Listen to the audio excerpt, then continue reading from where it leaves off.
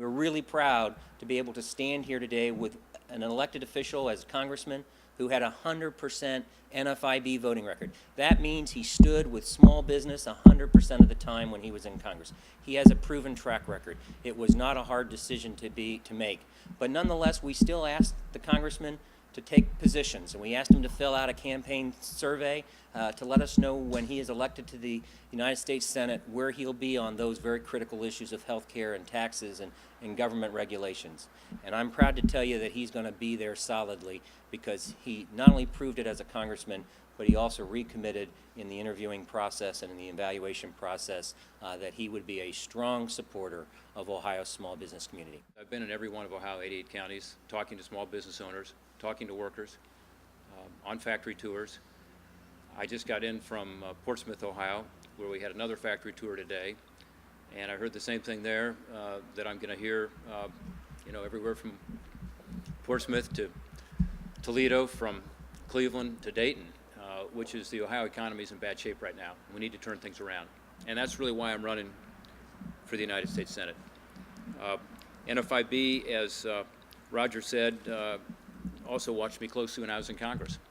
And so I'm not just talking as someone who's running for office, I'm talking as someone who's got a record. And it's a record of standing up and proudly standing up for small business. Because I do believe small business is the backbone of Ohio. And I do believe that the way we're going to get out of this recession and begin to bring prosperity back to Ohio is going to start with small business. It always does.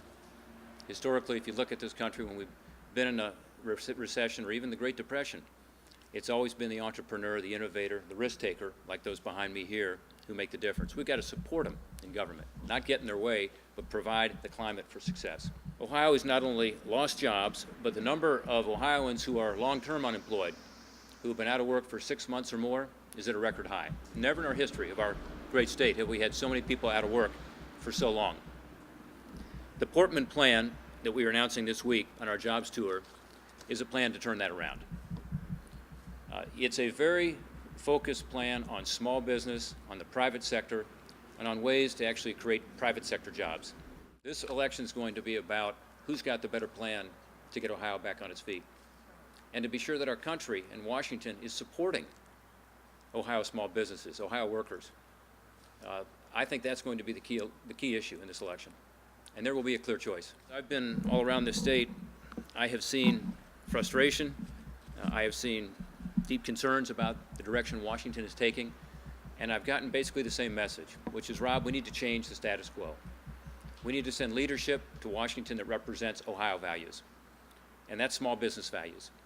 And I think it's fundamentally the values that has made our economy great and our country great. That's what I intend to do if I'm elected to the United States Senate.